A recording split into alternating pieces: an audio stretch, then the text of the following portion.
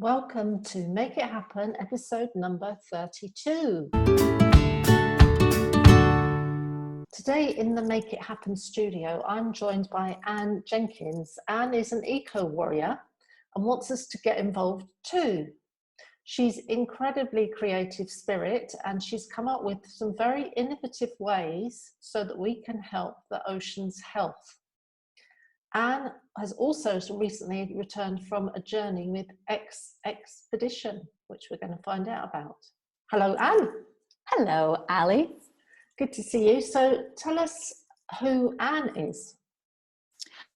Well, my husband and I decided to take early retirement in 2015, and we ended up traveling the world and somehow found ourselves in this magical place called Costa Tropical, and we bought a plot of land and we've never left. So That's me in a nutshell. Okay. And before Spain, you were? Before Spain, I ran a research center in international pensions out of the University of Toronto. Okay. And then before that, I was involved in banking and the film industry for a number of years. Wow. Okay.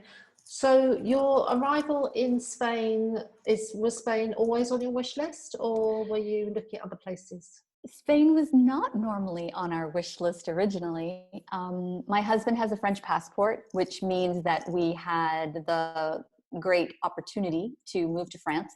We had looked at real estate actually in France off and on for 5 years, had even put in offers on a house and a plot of land, which we backed out of on the last minute. But we finally came to the realization that where we really wanted to live in Provence, in this lovely little town in Uzès, was just outside of our price bracket. So instead, Christopher let his fingers do the walking and do a little research and discovered Costa Tropical, this gorgeous microclimate that we have here in La Herradura. We originally landed planning just to stay for 5 weeks and then travel around and see maybe where we wanted to live. But we found a plot of land and bought it, and we've just been dealing with builders for the last 2 years, builders and architects and building permits and all the fun things that everyone pulls their hair out of their head with when it comes to property here in Spain. But it's been a roller coaster since being here. So if someone said they were thinking about moving to the Costa Tropical, why would they? What's the benefits? I think there's all sorts of really interesting things about Costa Tropical. It's quite long, actually. It's 79 kilometers of predominantly beach area, but when you go inland, there's some incredible agriculture that's only limited. That's only limited here to Costa Tropical. So avocados, chirimoyas, Nespero, they're huge export crops here in this area. In addition to the fact that the coastline is very rugged, and so you get these pockets that are just like La Herradura, that they're built more into a cove or into a cliff. And so what's really unique for us here is that we have the ability, wherever you live, whether you're in a rental apartment or in a villa, you get a little tiny slice of the ocean. Versus other parts of Spain are more flat. So if you're on the front row, that's great. But if you're not, you don't really get that concept of living on the Mediterranean. So that's what I think is really unique about Costa Tropical. Okay, yeah, well, we'll all be coming over to visit you. So I introduced you at the beginning as an eco-warrior with a passion for playas. So how did that actually start, your eco journey? My eco journey, well, that's a really interesting story. When we moved here to southern Spain, I had told my husband, even though we had taken early retirement, that I wasn't quite done yet.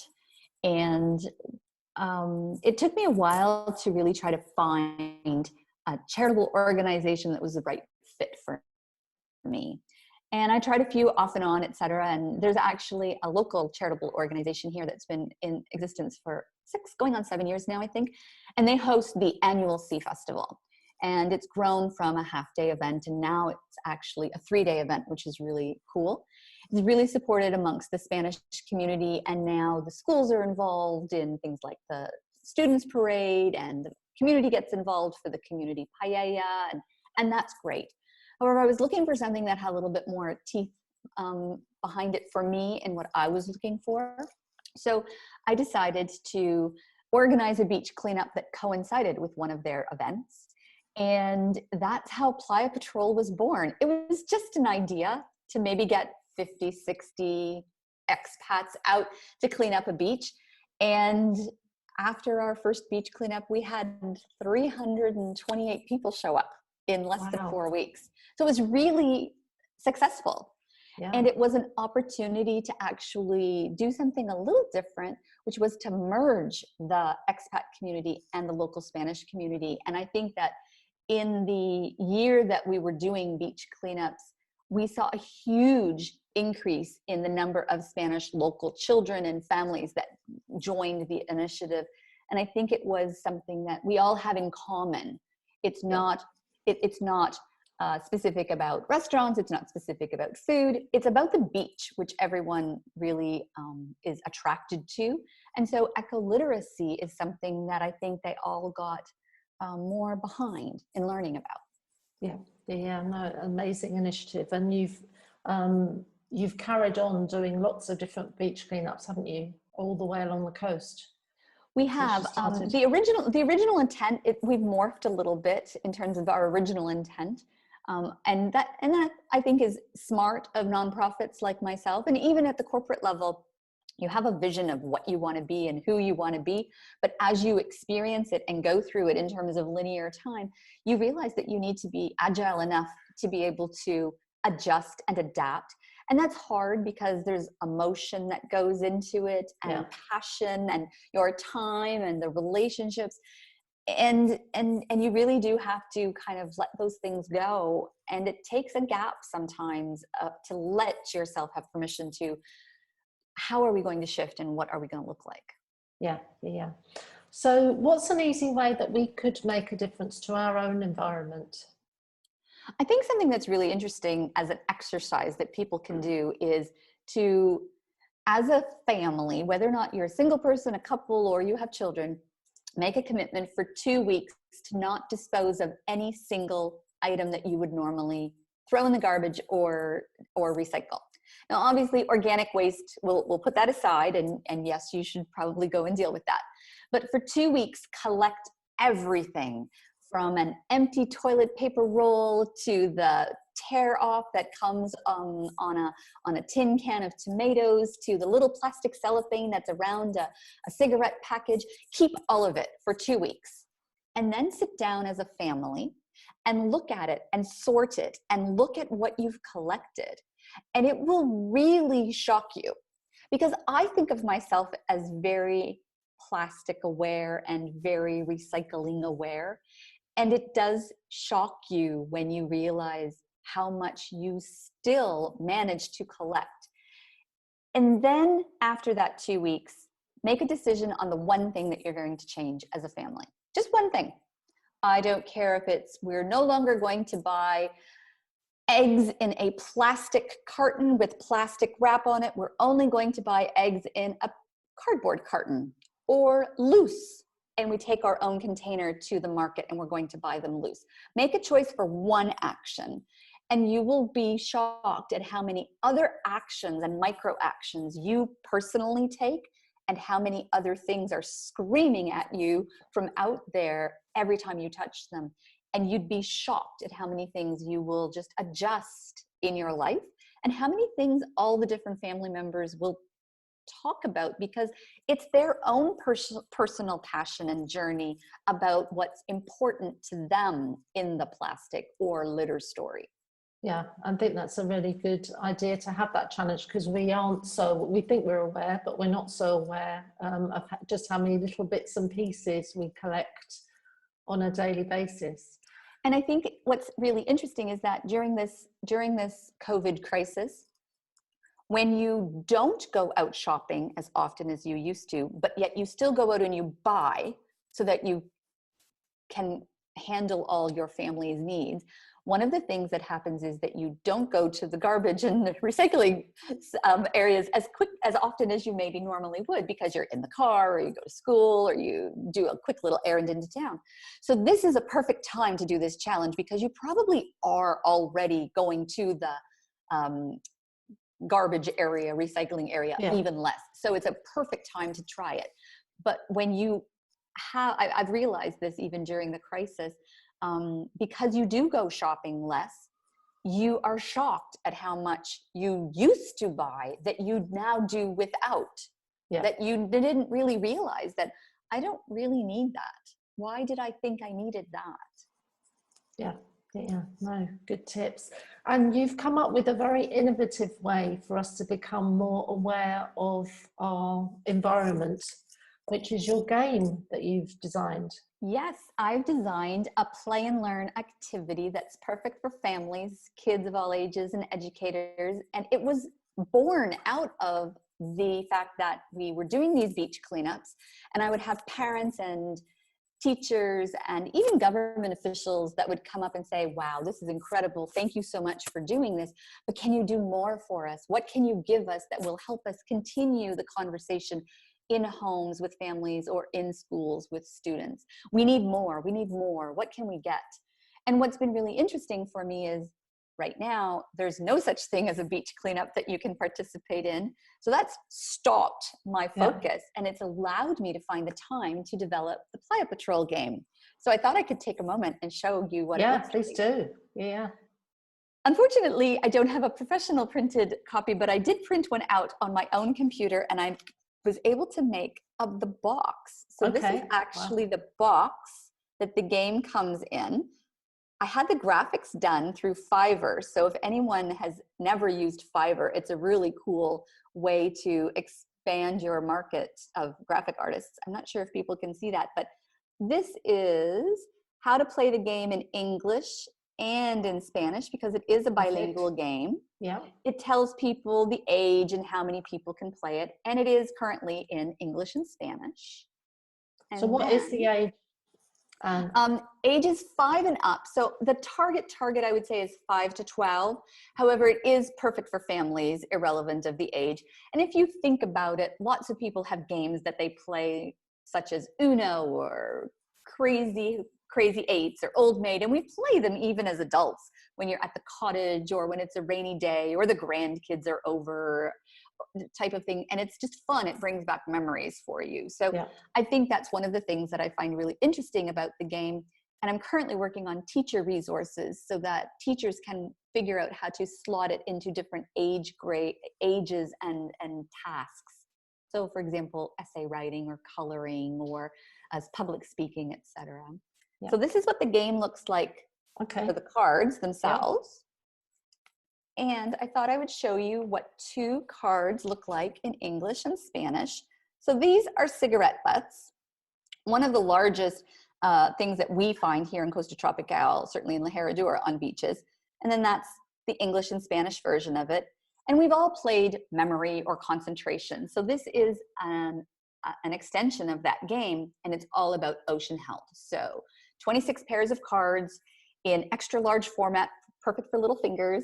So the idea is that you get to look at images, learn the words in English or in Spanish. So you get to practice in your own newfound communities those words, but you actually get to talk about it at the family unit or in schools about why is this a polluter? Do I use it? Can I use something else? Why shouldn't it go into the ocean? Why is it bad for our ocean health? Right. And cigarette butts, they're not something people would necessarily think wasn't biodegradable. Right. A lot of people just think that cigarette butts are tobacco and paper, but what they don't realize is that the filter is actually 97% cellulose. And cellulose is just a really fancy word for plastic. So one of the things that happens is that if you smoke a cigarette and you toss the butt onto a parking lot, into the ocean, on the beach, or it blows away off of a restaurant table, that cigarette butt has something, I can't remember the number, something like 42,000 different toxins that are in it because you've smoked it. And some of the toxins are attached to the fact that the heat and the tobacco itself cause the plastic to react, and it increases the amount of toxins that go into your own body when you're smoking it. But those toxins, when they enter a waterway, that leaches into the ecosystem. So there's an interesting study that was done a while back that put 1 cigarette butt in 1 liter of water with 1 fish and said, how long is it going to take for this fish to survive or die? And something like 12, 24 hours later, the fish was dead. Wow. So imagine what happens when you have huge volumes of cigarette butts that are getting flicked on the beach because you think it's biodegradable. Only the paper portion is, and only the tobacco portion is. So it's not only the amount of rubbish that goes into the sea, but also you're adding toxins into the sea as well. Absolutely. So the microorganisms, the single-celled organisms, the algae, the small fish, they're ingesting it. And when they've ingested it and a bigger fish eats it, well, that bigger fish now has it in their system. And then an even bigger fish eats it and an even bigger fish eats it. So you as a human being are actually ingesting it when you eat fish or seafood, because somewhere through the food chain, a smaller organism has ingested it. That's a different scenario than you disposed of something or a piece of plastic we'll take a plastic bag.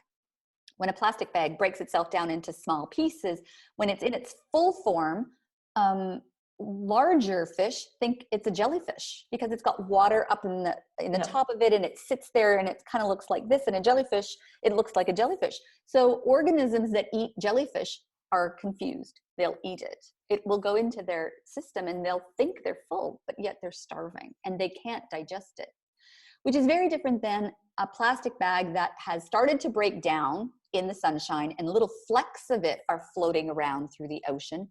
Smaller fish see those things floating and shining and think, oh, I can eat that.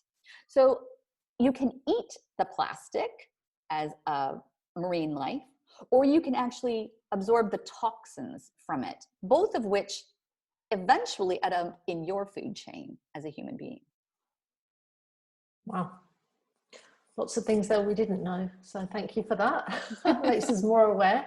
And you've actually had a big experience that I think has probably changed you dramatically. So what experience was that? I had the opportunity to sign on as a volunteer member of EXXPEDITION, which is an all-female round the world 2-year plastic research sailing mission. And I was privileged to connect the work that I do with Playa Patrol, which is how I applied into the application process. But a funny story, another Costa Woman member, Victoria Aylen out of Frigliani, she's best friends with Lucy Gilliam, who is one of the founders of EXXPEDITION. So very small world, which is actually how I had learned about the fact that EXXPEDITION was looking for volunteers. I was on the first leg, which I thought was really smart of me because it was a short flight from Spain to the UK. I could do the sailing trip from the UK to Portugal. My husband could meet me in Portugal and then we'd drive back to Spain, and wouldn't that just be awesome? I didn't have to, fly to Fiji or fly to, Colombia or pick up the route somewhere else. So I thought I was doing a really good choice when I checked the box for I want to do the UK leg of the journey. However, it was during the worst possible time for crossings. The first leg is really a difficult leg, which we were told about in advance because it is definitely a crossing that happens during hurricane season. But it got doubly worse because we left on the heels of a hurricane and we ended up sailing for 8 solid days at either 45 degrees this way, or slamming into the ocean for 8 solid days of gale force winds, thunderheads, pelting rain. There were 14 female crew members, 3 professional crew members, 3 semi-professional, and then the rest of us have different levels of sailing experience. Of the 14 women, 12 were puking their guts out. I was fortunate that I was one of them that wasn't. But there was a member of our crew who had never stepped foot on a boat, ever, ever, and was on this sailing trip. And she was puking for 8 solid days. Yeah. So it was really grueling because when people are that sick, that means and you sail 24 hours a day, you never stop. So you're broken into shift teams.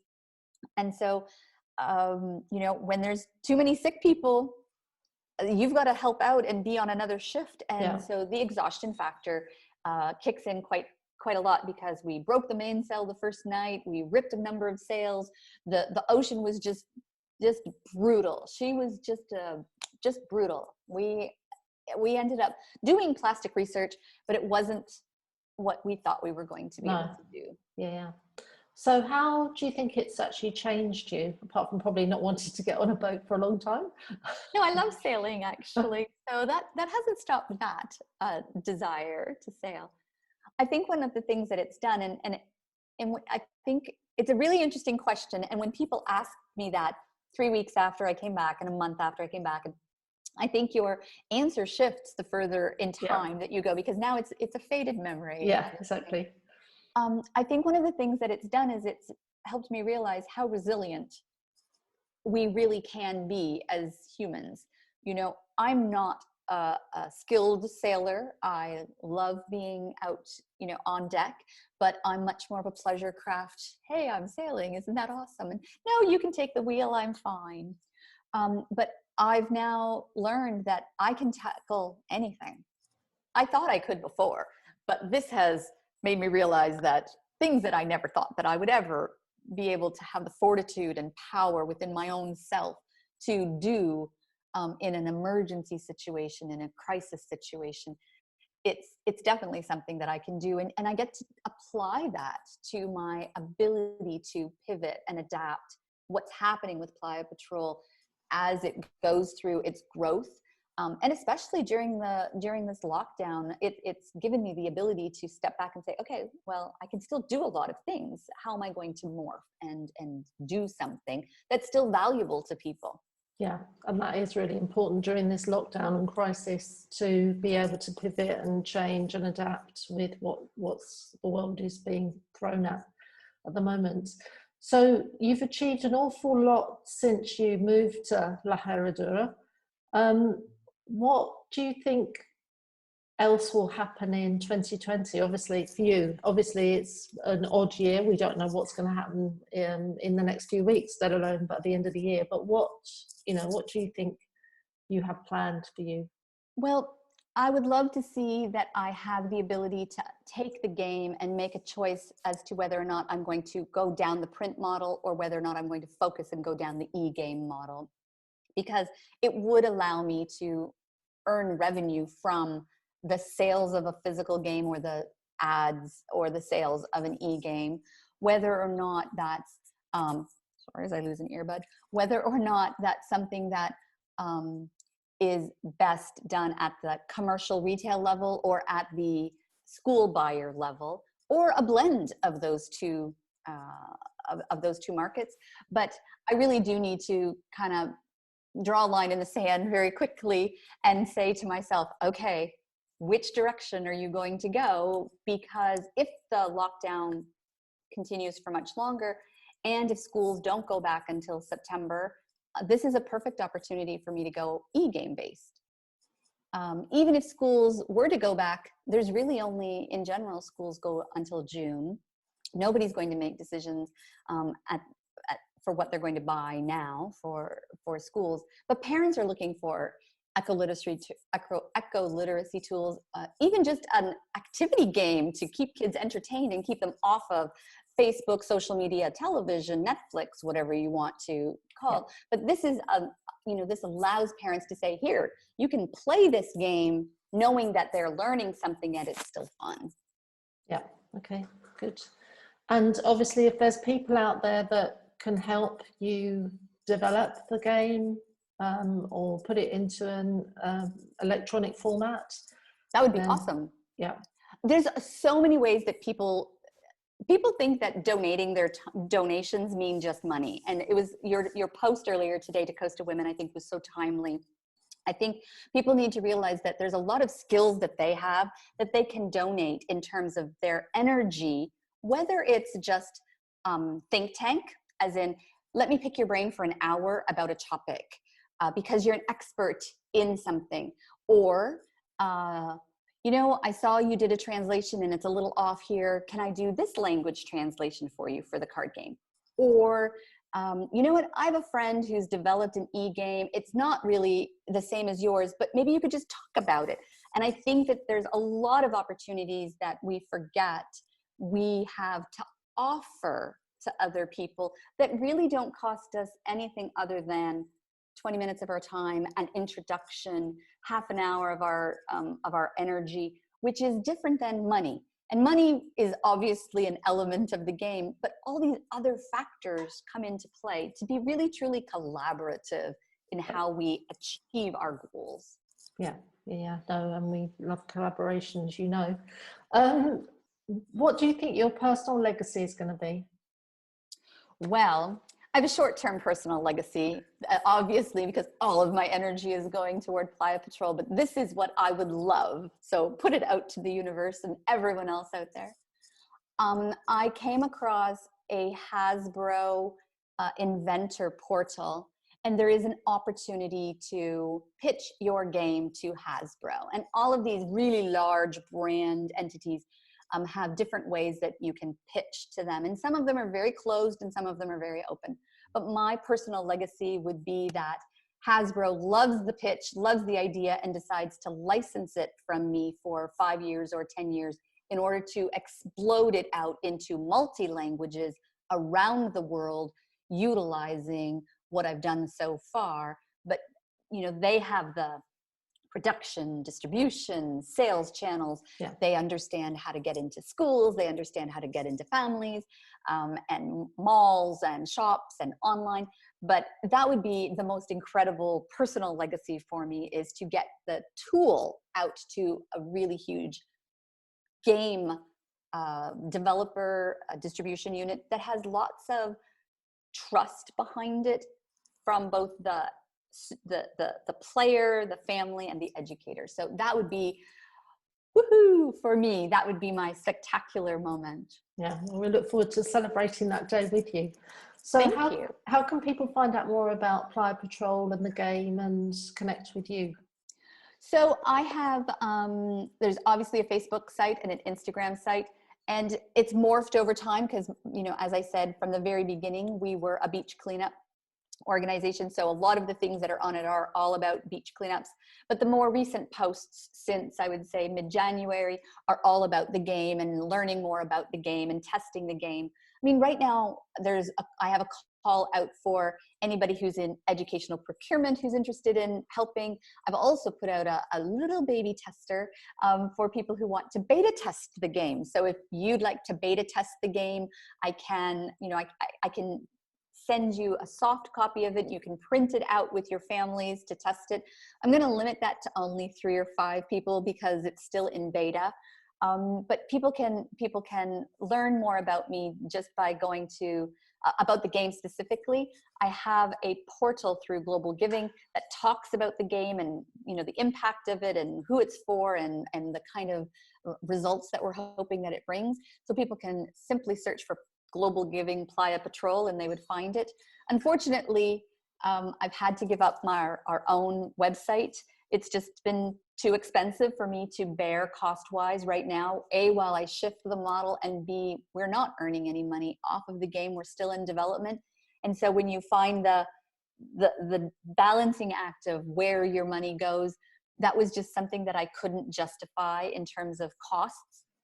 I'd love to be able to put that back into place, but right now that's one of those that had to let go. Okay, yeah. Well, we'll put links to all of your social media posts and your pages and everything below the interview. But thank you, Anne. It's been brilliant talking to you and hearing more about your projects. You're definitely an ideas woman. I'm very lucky to have you as one of our hosts for the Costa Tropical because you're always coming up with brilliant ideas. So hopefully this big idea will actually come to fruition and we'll celebrate that together. Thank you so much, Ali, and I am honored to be a guest here on Costa Women TV. Thank you. Bye. Bye. I hope you enjoyed this interview. If you're a woman who's living in Spain or a woman who's thinking about moving to Spain, come and join us at costawomen.com. It's completely free to join. Please also come and follow us on YouTube or listen to our recordings via Spotify. Just look for Costa Women, Make It Happen.